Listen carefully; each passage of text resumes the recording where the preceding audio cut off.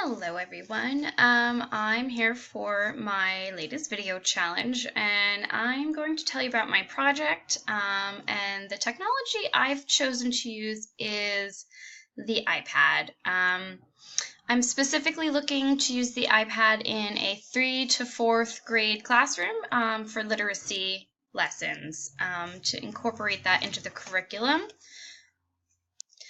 When I started my research, it was hit or miss with iPads being in the classroom. A lot of people had said school is where the children are supposed to be unplugged from technology, like their iPads or mobile devices, and others said that it's a great tool for the classroom. So I started digging around and did some research, and I got some great information on how to use the iPad in the classrooms to help with the curriculum.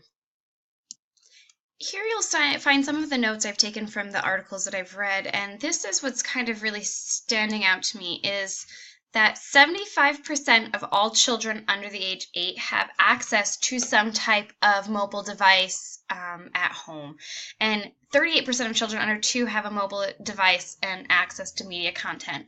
So the way that it was worded nicely here is we're swimming against the tide, and we should instead bridge the gap of technology at home and into the school setting, which is what I intend to do with my lessons for literacy with using the iPads. It's also a great thing because having so many children have this at home, they already most likely know how to use the iPads. Maybe they have an Apple phone or an iPad in the family, and it's just very user-friendly. The main thing about incorporating this technology into the classroom is that it keeps the children engaged. It keeps them connected.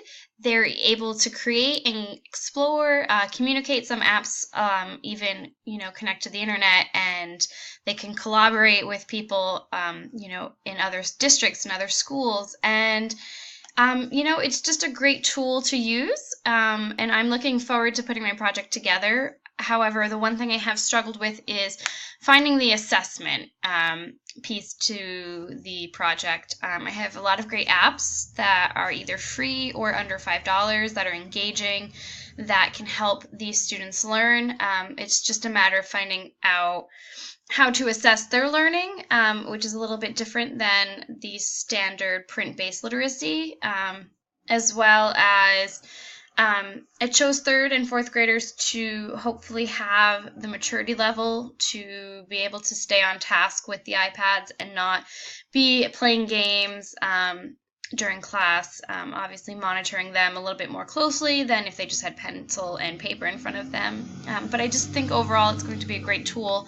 And I'm excited to work on this project because you never really see iPads too much into the classrooms, and could be for budget reasons. In my research, it was also saying that the internet and the Wi-Fi in schools aren't very reliable, so it's definitely something that I hope to see more of in the years to come.